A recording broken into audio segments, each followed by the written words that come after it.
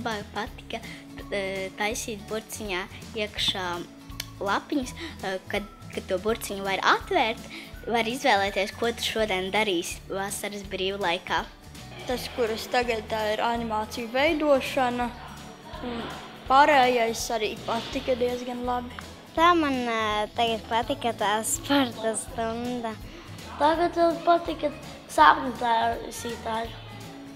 Ļoti taisīt sapņu ķērājus.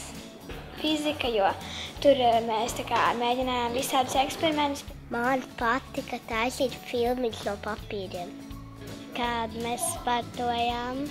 Kā var uztaisīt no dažām vienkāršām lietām iededzināt spuldzīti? Futbolists, YouTubers. Aksanieši. Bokseris. Jā, es gribētu strādāt par arhitekti. Jā, par pavāru.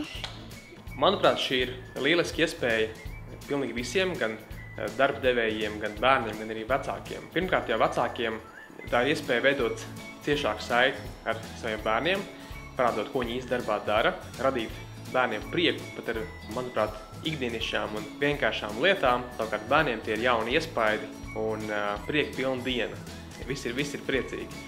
Un tas, protams, galvenais iegūms ir pozitīva un motivējoša darba vide, ko darbdevējs var priekš šiem darbiniekiem nodrošināt.